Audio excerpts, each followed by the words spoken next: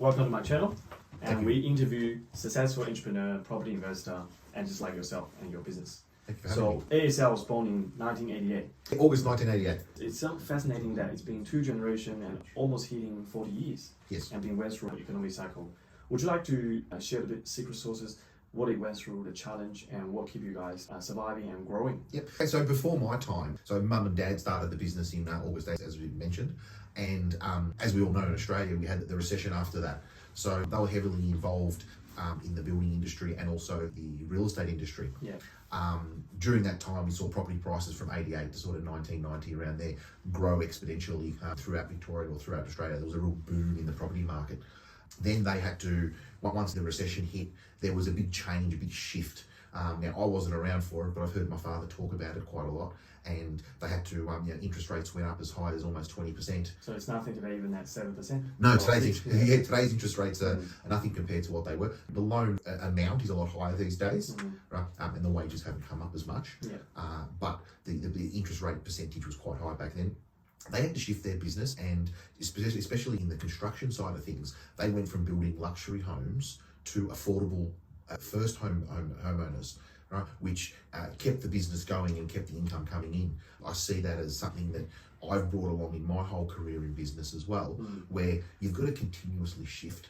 You can't just one model in your business and just run with that model and think it's going to last forever, because markets change, people change, trends change. It's something that's quite dear to me. That's quite fascinating, because ASL today sounds very different from 30 years ago. So it sounds like a very normal building company. Yep. And then since when you start to focus the niche on childcare, aged care, this business, and plus the building, like we call freehold. Yes. Freehold industry or freehold property type. Yeah, see, in the early 90s, I think it was, mum and dad noticed a gap in the market, right, where nobody was really doing aged care and childcare, those specific niche markets. So for those 10 years before I joined the firm in 2000, they would do lots of childcare deals, but childcare and aged care has changed quite a lot, even in those 10 years, but even in the last 25 years. It's heavily regulated, and not all the banks like it. Have very low LVR, require the investor coming with very high cash position, and also if they are business owners, they need to demonstrate quite a lot of experience. So it's a very small and niche market, and you guys are quite well known for this. Look, we would probably do more deals than anyone in, especially childcare. Jonathan in aged care does a lot of deals as well, and we are very well known in it. I think that's because when you specialise in something and you not control that market, but you understand that market better than anyone, people feel comfortable dealing with you on a one basis. We speak the same language as our clients. We understand their businesses. To me, I come across many builders who build childcare, or many agents who sell childcare, or many agents who find childcare tenants. But you guys are like a one-stop shop. We've been described that we call ourselves one-stop shop as well. People have mentioned us in the past. We do a range of things, whether it be in the aged care, childcare, swim school, NDIS. We have a whole department which sources and does feasibilities for sites. Right? So before it goes to any client of ours, we've done a feasibility on the demand analysis. Will that make you guys more expensive? Because some clients may complain, oh, I speak to ASL, but their price is too expensive. So they end up maybe engage with someone who's cheaper. Look, there's the whole go to the bargain basement type of agent, and there are other agents out there that are cheaper to us. That's one thing that we don't mind, right? If other agents are cheaper, this level of service we believe isn't there, right? So what we're finding is we do it in a more educated way, right? And it's a more systematic. But the other agents that they do go to, right, they end up coming to us anyway, right? Because we get the job done. So it's more like you're paying the right price and you're getting the things right. You have the more less risk process, more guaranteed process, and then less risk, more guaranteed result. Yeah. Well, put it this way: in my team at ASL, we have a number of people that look for sites on a daily basis. Now, these sites go through a vigorous demand analysis at XYZ. We might look at somewhere between 10 to 15 sites per week, right? We look at these sites, and then we might find one site a month or 2 sites a month that actually pass the smell test, so to speak, right? Pass the test of being able to become a childcare site, become a swim school site. It's not every site is suited. My guys look on the internet on a daily basis at what other agents are doing, and they will see this site is suited to childcare. It's always suited to childcare, right? And we've looked at those sites previously and determined it's not suited for childcare and moved on, right? So that's where the value add from ASL is, as a real estate agency, is that the information is correct, right? And that the work has been done. So I've seen many sites with childcare permit but never got built, or something got built but not as profitable. They run the occupations very slowly, grow very slowly, and they end up didn't run it well and then resell it in the market. Can you give any advice on this to de-risk that for the investor? Yeah, so obviously they didn't engage you. Well, they didn't engage us, and a lot of the people, the traditional way to do residential real estate is you find a site. This is what I can build on this site. It's 2, 3, 4 units, might be 40 apartments. You go to an architect, the architect does the plans, the permits, and so on and so forth. But there's a market for it. As Thomas, there's a lot out there, a lot more buyers for residential property than there is for childcare, aged care, and swim school, so to speak. Right? So that's the process for the residential, and they worry about the sale while it's being built or once it's finished. With childcare, with aged care, with swim school, right, the proper way to do it is to find the tenant first. Right? If I go to a lender, right, like yourself, right, and I've got this childcare site and it's 130 places and the land's $2 million, the construction's $3 million, right, and it hasn't got a tenant, the chance of getting funding is next to none. Yeah. Right, it really is. So one thing that we do is we find the tenant very early in the piece, before we actually even go to planning permit stage. Right? And that's why we see a lot of them as well. You're 100% correct. We see lots of sites on the market that have got childcare permit, but they'll never get built. So would you mind share some secret for your smell test? Yep. What's the key components you're looking at? Well, there needs to be demand. Now, the demand is very different in different areas, right? And I'll give you some insights now. So you've got growing areas, right? So you've got your growth belts here, you've got your southeast growth belt, you've got your north growth belt, right? That's where new development is happening. So there seems to be lots of new dwellings being built, lots of new families moving into those areas, right? So in those areas, we look at how many dwellings are being built, how many childcare centres are already planned. We then look at the forecast for the ABS and just basically look at it and say, okay, there's going to be 1,000 kids. The national average for childcare is 58.2% participation rate. So that's basically, out of every 1,000 kids, 582 kids go to childcare, right? We're in a more than half, right?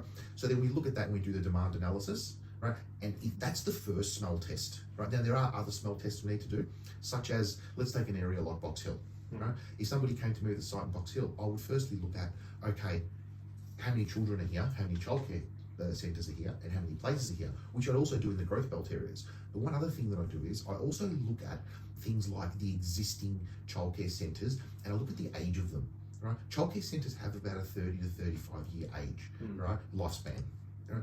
So if we were to look at a childcare centre and say, okay, this childcare centre is 50 years old, it's a rundown house, even though it's full at the moment, you might find that children will go to the new centre. So some of that demand is brought in from the older centres. So I got this question asked a lot, but I'm not an expert like you. Is it easier to do a new childcare in an established area like Box Hill in Victoria, or is it easier to do a new childcare in Kleinoth or upcoming new suburbs? Okay, so what we're finding is the new permits in all the growth areas, there's lots of them, right? So whenever you're choosing an area, right, that you're doing, go back to that word, demand, I personally find them easier to do in built-up areas where you know how many kids are in the area already, you know how many childcare places in the area, you know how many sites have currently got permits, and that's where I find that the really jumps for them as well. Rather than participating in the growth. Correct. Yeah. So here's another interesting question as well. Where we find that the living going up, it's more expensive to raise a child nowadays. You know, a lot of parents want to prepare for the private tuition fee and all that. So this is a theory where the wealthier the family become, or better quality life we have, the less kids we will have. Rather than 5 kids per family, we will maybe only have 1 or 2. So last time I checked, it's 1.7 per family. Yeah, it's going down. Yes. Would you worry that, like, just like in China nowadays, in Japan, in Korea, where people don't have kids? Yeah, it's a great question. What I find is, and what I've found is I joined the firm in 2000, so I'm 25 years in childcare. Is that why you have childcare and aged care? Yeah, exactly. So one of the things that was around, let's say, only 10 years ago, now I think the participation rate was only 30% of kids. Right? As cost of living increases, the need for dual income families gets higher and higher. So the female go back to work. The female or the husband, Yeah. the husband or wife go back to work. So there's a dual income family. Right. So as far as the of how many children being born per family goes down a little bit, the amount of dual income families, or sorry, the amount of participation rate keeps on going up. And as I said before, it's 58.2% of all kids go to Well, it's a childcare. different angle to think about this question. So there's a big risk in every development. 100%. It's about timing. Yeah. So there's a long process to get a permit, Yeah. settle the sites, get the building drawing up, and get it lined up. Yeah. And by the time they get this built, from the time they purchase the site or done the research, there's probably like 3 to 5 years or longer. Yeah. Would they be missing the timing, or they probably, there's a more competition next door, and they miss out best time in the market? How would you help the clients? So at ASL, we run a project management department as well. So we're currently got about $200 million worth of projects under project management. Right? The of getting a permit, right, can be anywhere between 1 to 3 years. I think the best we've done is about 9 months, and that's building permit as well. But those days are sort of gone. 1 to 3 years is where you want to get your planning permit and also building permit. Sorry, fully constructed. 30 months to have it constructed. There's nothing stopping another person seeing another site 2 doors down and putting a childcare, right? But you touched on it before, and you're 100% right. A lot of childcare sites you see for sale, they've never got a tenant, right? The tenants know that there's one here and it's already got a tenant. If that's being built, right, they know it's got a tenant. So they won't take this one here. So it's important to go to an agent that understands who has a tenant, who doesn't have a tenant. So Guido, we're going to come back to the question about running a family business. And you are the second generation, and now part of the family business. Correct. Would you have some pressure, like, from your peers, they're laughing at you, you go back to your family business, but they have to work hard to find their own way? Or do you have some pressure, like, I have to do better than my parents? So family business is probably the hardest business to be involved in. My son, who's 13 years old, said to me probably 3 or 4 months ago that he wants to join the family business. Wow. Now, as proud as that made me as a father, that my own son wants to follow in my footsteps, and obviously follow in his grandfather's footsteps, and gives longevity to the company, I saw that there was part of me that wishes that he wanted to go do his own thing. Right? Because being part of a family business, people sort of go, okay, you had a ready-made business, it was given to you, okay, you had your position, you didn't have to work hard. Right? I started at ASL in the year 2000, 25 years ago. So when did you have the idea, I want to join the family business? Well, it's funny you asked that. My father actually came to me and said, I want you to join the family business because I need help growing it, right? And I need someone that I can trust. And what were you doing before that? So I was at RMIT studying business marketing. Now, I wasn't doing very well at school. I wasn't the school type of person. Spent too much time having coffee. Right? I love my coffee. So I joined the firm then. One of the things that I want to mention here is I've done a 25-year apprenticeship, right? So for 25 years now, I've been an employee of the business. It was only in 2025, in January this year, that I became one of the owners of the business, right? And I explained that to my son as well, right? And he understands that as well. So you still have to work your way up. You're not coming as a CEO straight away. 100%. You need to do absolutely everything. You need to start from the ground. You need to know every role within the business. Because when Dad started the business, there wasn't a business, right? It was, he got to know every single role in the business. So when you're talking to your team, your staff, right, you need to know their role as much as they do, right? So you can understand that the pressures that they have, and you can have workarounds to help them achieve what is a mutual goal for both of you, right? So there's a lot of pressure being in the family business. So what's the challenge from the staff where they see you as the son of the boss and coming in and they sort of have to respect you, but then you don't have experience yet? Yeah, I worked 10 years and I became a manager. And one of the that was there had joined the firm, I think it was in 1990 himself. Right? That's one of the challenges, where they'd be way ahead of you. Exactly. So he was there way before me. He'd been there for 20 years. Right? And then to have me come in as his manager, right? And at the time I was only a 30, 35-year-old bloke, having to manage staff that he was in his 70s. And there's that, even for myself, there was in the back of my own mind, right? Does he think that I'm only here because of who my father is, right? Which is something that throughout my whole career has always been on me, right? Do I deserve this position that I'm in? And only after 25 years, I sort of say to myself, yes, I do, because I've proven myself to be able to run the business. Because people who join at the time already retired. Yeah. So there's always a challenge to manage someone who's more senior as the subject matter expert. So how do you manage the relationship? Do you like try to build a relationship, make them as your mentor and understand your intent? Because in the end of the day, you are business owners, you are the manager, you need to take the responsibility. One of the first things my father said to me when joining the firm was, you have 2 ears and 1 mouth, right? Listen 66% of the time and talk 33% of the time, right? So what I do is, it doesn't matter if it's the cleaner, right, or head management, right? I'm always listening to people and I write down things that they say. I appreciate people's times. I make people feel like they are wanted and needed.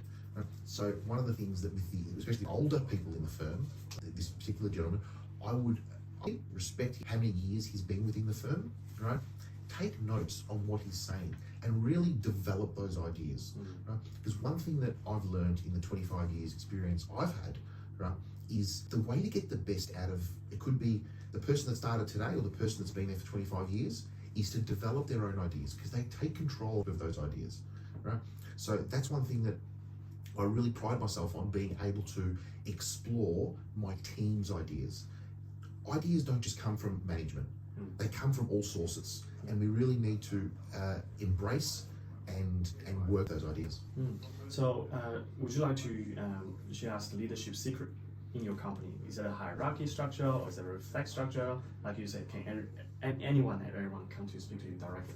So at our office, there's a hierarchy, right?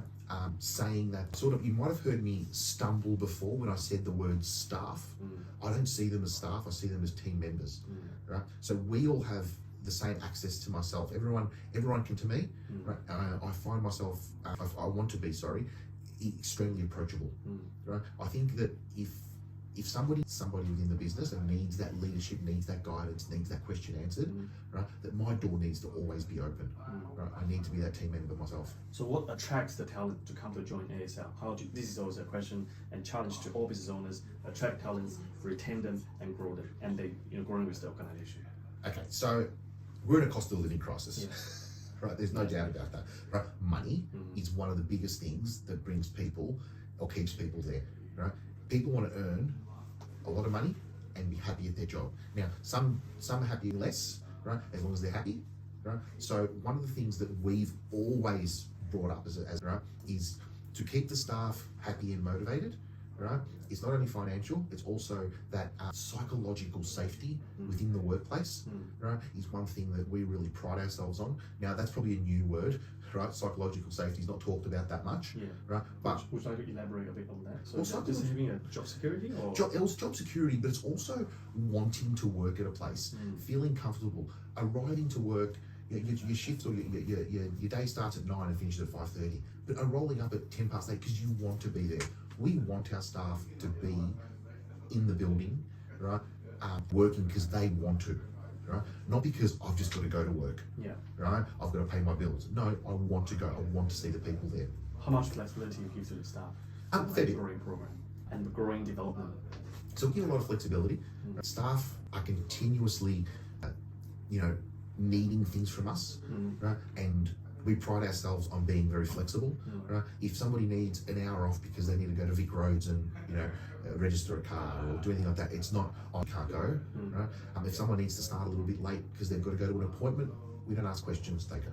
Last piece of question tell me. Is regarding investment in general. So a lot of inquiry from people retiring, have a bunch of cash they want to put in some of the safe, or a high net worth investor from Asia and other country. They come to Melbourne, and number one question they ask is, what kind of commercial properties should I invest? Would you like to walk us through the general benefit of investing this loan, this holding, childcare, aged care, some other stuff you bring to the market?